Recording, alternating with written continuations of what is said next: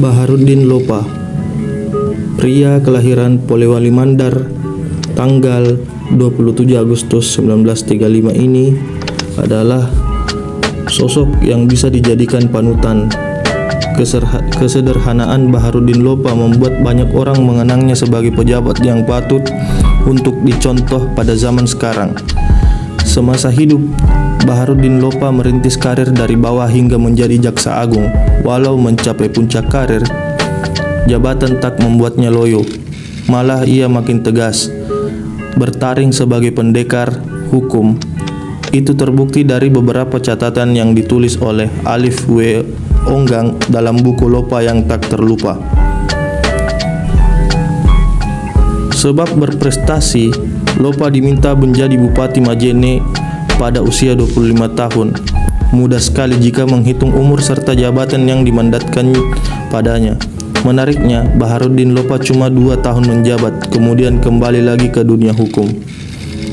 Ia kembali menjadi jaksa di Kejaksaan Tinggi Maluku dan Irian Barat sebelum menjadi Kepala Kejaksaan Negeri Maluku Utara di Ternate. Ia menjadi jaksa karena merasa terpanggil bekerja dengan hati, membuat karir Lopa terus menanjak. Selama memegang jabatan publik dan berkarir sebagai jaksa, Lopa menunjukkan integritas dirinya dengan tidak berkompromi pada hal ihwal korupsi. Ia tak gentar mengusut kasus-kasus korupsi kelas kakap yang menyangkut para konglomerat Indonesia. Tanpa pandang bulu, Lopa bahkan pernah menjebloskan mantan Menteri Perindustrian dan Perdagangan Indonesia, Bob Hasan, termasuk mengusut dugaan kasus korupsi mantan Presiden Soeharto. Bahkan atas nama keadilan dan kebenaran, ia pernah mengusut kasus pengadaan fiktif Al-Quran senilai 2 juta yang menyangkut karibnya sendiri, yaitu Kiai Haji Badawi. Sebagai Kepala Kanwil Agama Sulawesi Selatan saat itu, Lopa yang anti dengan pemberian hadiah dalam bentuk apapun pernah menulis di kolom surat kabar, yaitu jangan berikan uang kepada para jaksa, jangan coba-coba menyuap para penegak hukum apapun alasannya. Selain sosok jujur dan berani, sosok Lopa juga dikenal sebagai kesederhanaannya dan tidak mau memanfaatkan fasilitas kedinasan di luar keperluan bekerja atau untuk urusan keluarga.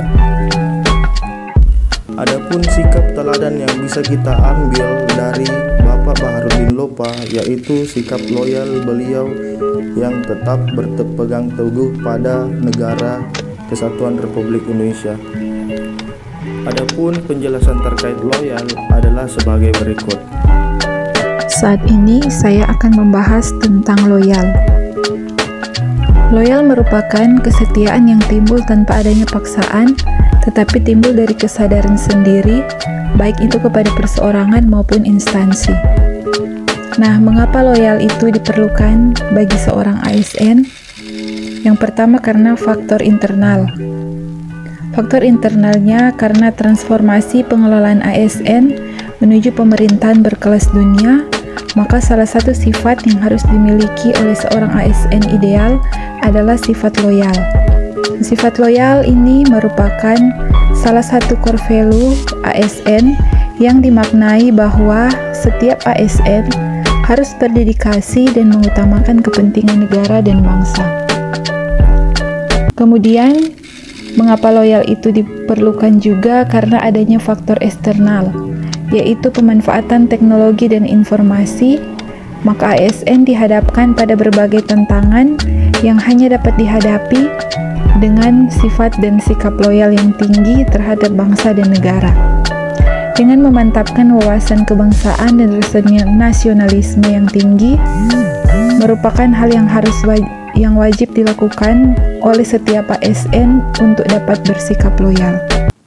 Ada 3 panduan perilaku loyal ASN. Yang pertama, memegang teguh ideologi Pancasila, Undang-Undang Dasar Negara Republik Indonesia tahun 1945, setia kepada NKRI, serta pemerintahan yang sah. Nilai-nilai dasar ASN yang dapat diwujudkan dalam panduan perilaku loyal yang pertama ini diantaranya memegang teguh ideologi Pancasila, setia dan mempertahankan Undang-Undang Dasar Negara Republik Indonesia tahun 1945, serta pemerintahan yang sah, mengabdi kepada negara dan rakyat Indonesia, dan memiliki kemampuan dalam melaksanakan kebijakan dan program pemerintah. Yang kedua, menjaga nama baik ASN, pimpinan instansi, dan negara. Nilai-nilai dasar ASN dapat diwujudkan dengan panduan perilaku loyal yang kedua ini diantaranya yaitu 1. Menjalankan tugas secara profesional dan tidak berpihak. 2. Membuat keputusan berdasarkan prinsip keahlian. 3. Menciptakan lingkungan kerja yang non-diskriminatif. 4. Mempertanggungjawabkan tindakan dan kinerja kepada publik.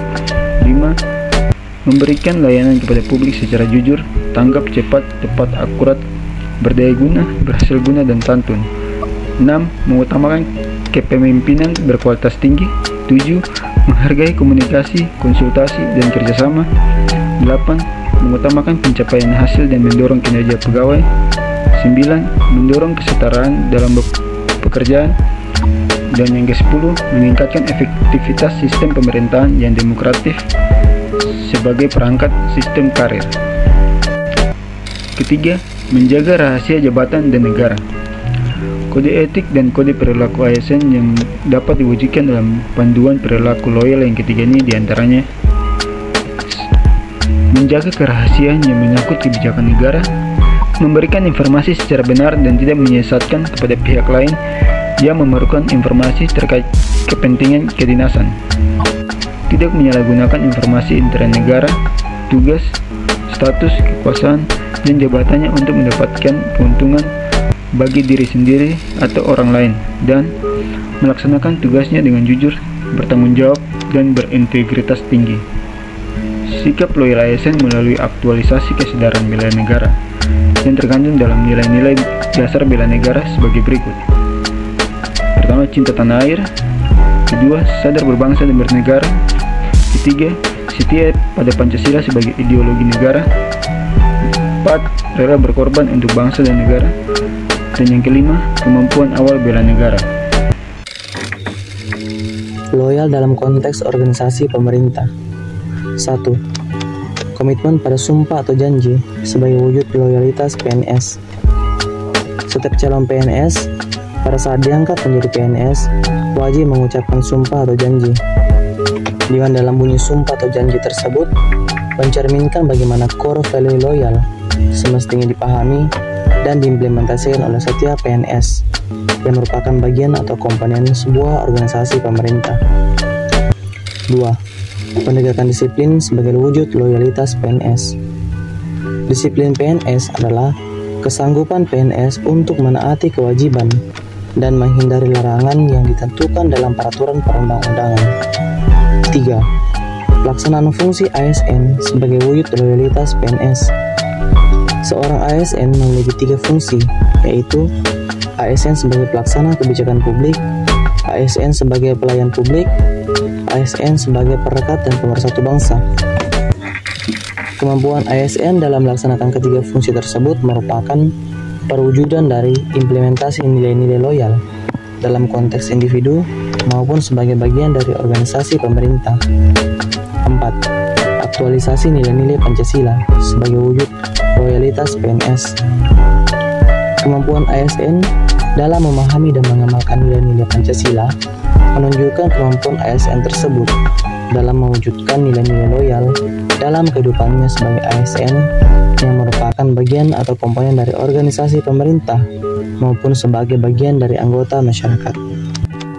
Itulah tadi sedikit penjelasan tentang sikap loyal dan teladan yang bisa kita ambil dari Bapak Baharudin Lopa. Semoga video ini bermanfaat. Sekian dan terima kasih.